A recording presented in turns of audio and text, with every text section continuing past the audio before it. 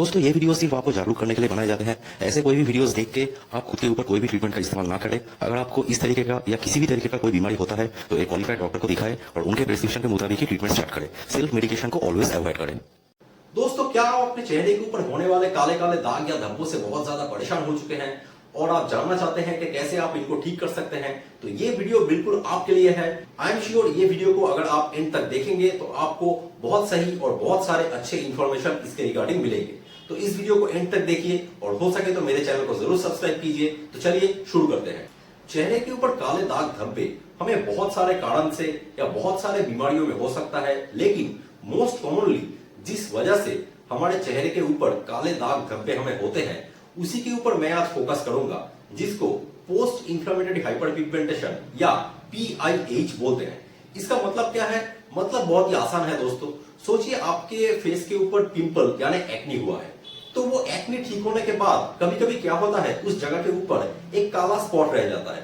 उसी को post inflammatory hyperpigmentation कहा जाता है। यानी एक इंफ्लेमेटरी डिजीज, इंफ्लेमेटरी बीमारी यानी सूजन होता है, ऐसा कोई बीमारी आपके स्किन के ऊपर होना और उसके ठीक हो जाने के बाद उसी जगह पे काला दाग रह जाना, इसी को पोस्ट इंफ्लेमेटरी हाइपरपिगमेंटेशन या PIH बोला जाता है।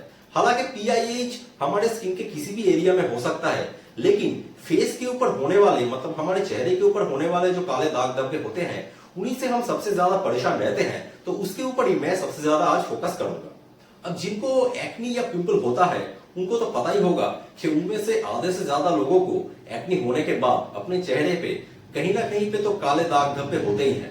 अब एक्नी को छोड़ के और भी बहुत सारी बीमारियां हैं, जैसे किसी एलर्जिक या इरिटेंट कॉन्टैक्ट डर्मेटाइटिस की वजह से यानी एलर्जिक रिएक्शन की वजह से, या फंगल इन्फेक्शन यानी दाद या दिनाई की वजह से, या तो फिर सोरियासिस, लाइकेन प्लैनस, इन जैसे इंफ्लेमेटरी स्किन डिजीज की वजह से भी हमें पोस्ट इंफ्लेमेटरी हाइपरपिगमेंटेशन या PIH हो सकता है।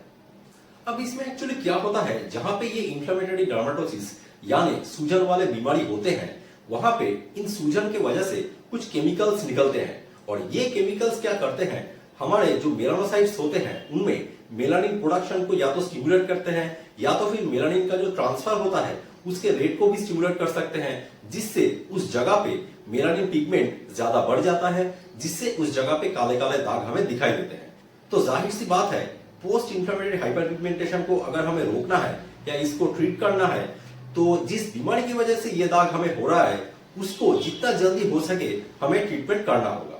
अब जहां पे ये इंफ्लेमेटरी डिजीज यानी ये सूजन वाले बीमारी होते हैं, वहां पे ये बीमारी ठीक हो जाने के बाद छोटे छोटे हाइपरपिगमेंटेड मैक्यूल्स या पैचेस की तरह ये दाग हमें दिख सकते हैं। अब इन दाग या धब्बों का रंग कैसा होगा ये डिपेंड करता है कि वो जो एक्सेस पिगमेंट है, मेलानिन है, वो स्किन के कौन से लेयर में जमा हुआ है। अगर वो पिगमेंट स्किन के ऊपर के सतह में यानी ऊपरी लेयर्स में जमा होते हैं तो वो दिखने में ब्राउन कलर के होते हैं, जो कि अगर ट्रीटमेंट एकदम ही ना किया जाए तो ठीक होने में सालों लग सकता है। लेकिन ये पिगमेंट्स अगर स्किन के डीपर लेयर्स में जमा होता है तब ये दिखने में ग्रे कलर का या हल्के नीले रंग का हो सकता है, जिनके ठीक होने के चांसेस विदाउट एनी ट्रीटमेंट बहुत ही कम है दोस्तों। तो चलिए दोस्तों, अब जानते हैं कैसे हम इन काले दाग धब्बों को ट्रीटमेंट कर सकते हैं। ट्रीटमेंट का सबसे इंपॉर्टेंट पार्ट यही है कि जिस बीमारी की वजह से ये दाग धब्बे हमें होते हैं उस बीमारी को पहले ही ट्रीटमेंट करना। अगर उसको हम अच्छी तरीके से पहले ही ट्रीटमेंट करते हैं तो ये दाग होने के चांसेस भी कम होंगे, और अगर दाग होते भी हैं तो ये माइल्डर फॉर्म में होंगे। और अगर हमें दाग हो जाए तो जितना जल्दी हो सके हमें उसका ट्रीटमेंट स्टार्ट करना है। जितना जल्दी हम ट्रीटमेंट स्टार्ट करेंगे उतना ही अच्छा हमें रिजल्ट मिलेगा। अब ट्रीटमेंट का बहुत ही एक इंपॉर्टेंट पार्ट है जिसको बहुत सारे लोग बहुत ज्यादा इग्नोर करते हैं, जिस वजह से ये काले दाग धब्बे कम नहीं होते हैं, और वो है फोटो प्रोटेक्शन। देखिए दोस्तों, हमारे स्किन में एक्सेस मेलानिन पिगमेंट तैयार होने के लिए हमारे स्किन के ऊपर सूरज के किरणों का गिरना जरूरी है। तो अगर हम अपने स्किन को सूरज के किरणों से नहीं बचाएंगे तो ये काले दाग धब्बे कभी ठीक नहीं हो सकते। तो सबसे इंपॉर्टेंट है फोटो प्रोटेक्शन, जिसके लिए हम जो सनस्क्रीन पेशेंट्स को रिकमेंड करते हैं उन सनस्क्रीन्स को सही तरीके से रेगुलरली इस्तेमाल करना बहुत ज्यादा जरूरी होता है। और उसके साथ फिजिकल फोटो प्रोटेक्शन यानी छतरी, टोपी, मास्क, प्रोटेक्टिव क्लोथ्स, इन चीजों का भी सही तरीके से इस्तेमाल करना बहुत जरूरी होता है। अब यहाँ पे एक बहुत इंपॉर्टेंट चीज मेंशन करना बहुत जरूरी है दोस्तों। देखिए, जैसे हमारे स्किन में मेलानिन पिगमेंट का प्रोडक्शन सूरज के किरणों से बढ़ता है, वैसे ही हमारे शरीर में विटामिन डी का प्रोडक्शन भी सूरज के किरणों की वजह से ही होता है।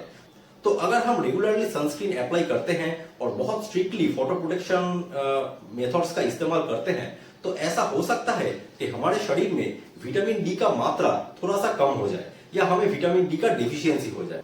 तो ऐसा हमें ना हो, इस चीज को इंश्योर करने के लिए हमें विटामिन डी ज्यादा मात्रा में पाया जाता है ऐसा खाना रेगुलरली कंज्यूम करना होगा, जैसे कि salmon fish, cod liver oil, mushroom, अंडे या तो फिर विटामिन डी फोर्टिफाइड जो फूड्स होते हैं वो। और अगर जरूरत पड़े तो विटामिन डी के सप्लीमेंट्स जो होते हैं उनको भी पेशेंट्स को खाने के लिए दिया जा सकता है।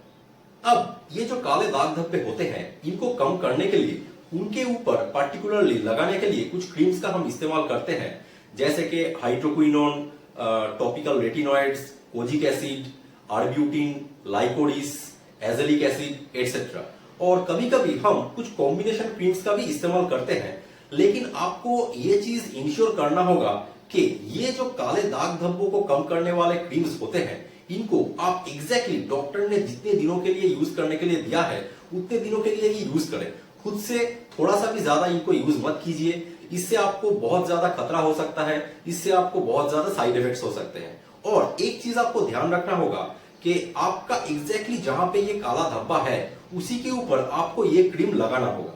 अगर बाहर की तरफ यानी नॉर्मल स्किन के ऊपर ये क्रीम लगेगा तो उस स्किन को भी ये क्रीम थोड़ा सा रंग में हल्का कर देगा। तो इससे क्या होगा, जो एक्चुअली काला दाग था उसका रंग भी थोड़ा सा हल्का हो जाएगा और उसका सराउंडिंग जो नॉर्मल स्किन है उसका रंग भी थोड़ा सा हल्का हो जाएगा।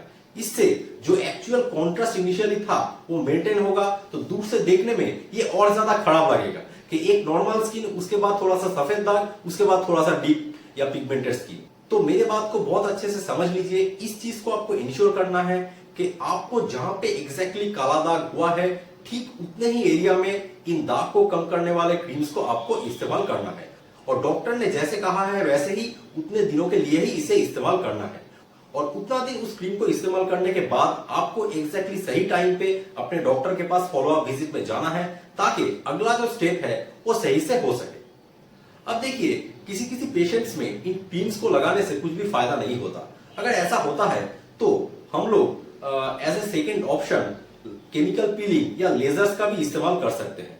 अब देखिए, सभी पेशेंट्स तो केमिकल पीलिंग या लेजर जैसे जो कॉस्टली थेरेपीज होते हैं उनको अफोर्ड नहीं कर सकते हैं, और कभी कभी ये सब थेरेपी के बाद भी ये काले दाग धब्बे पूरी तरीके से नहीं जाते हैं। तो जिन पेशेंट्स में ये काले दाग धब्बे किसी भी ट्रीटमेंट के बाद नहीं जाते हैं, तो उनमें आखिरी ऑप्शन के तरह एक ही चीज बचता है और वो है कॉस्मेटिक कैमोफ्लेज। इसका मतलब यही है कि किसी मेकअप के द्वारा उस दाग धब्बे को कॉन्सील करना। देखिए, ये भी एक इंपॉर्टेंट पार्ट है, इसलिए है क्योंकि कभी कभी क्या होता है, उन काले दाग धब्बों के वजह से जो पेशेंट्स होते हैं उनके सेल्फ एस्टीम और कॉन्फिडेंस लेवल पे बहुत ज्यादा इफेक्ट पड़ता है, और इससे उनका मनोबल गिर जाता है, वो सही से काम नहीं कर पाते हैं, और कभी कभी तो उनको साइकियाट्रिक प्रॉब्लम्स भी हो जाता है। तो इन सिचुएशंस में इन पेशेंट्स को इंप्रूव करने के लिए, इनको सहायता करने के लिए कॉस्मेटिक कैमोफ्लेज का इस्तेमाल हमें करना ही होता है। तो आई होप ये वीडियो आपको अच्छा लगा हो, इससे आपको काफी अच्छा इंफॉर्मेशन मिला हो। तो चलिए दोस्तों, आज के लिए इतना ही, फिर मिलेंगे अगले वीडियो में। तब तक स्वस्थ रहिए, खुश रहिए, दूसरों को भी खुश रखिए। नमस्ते।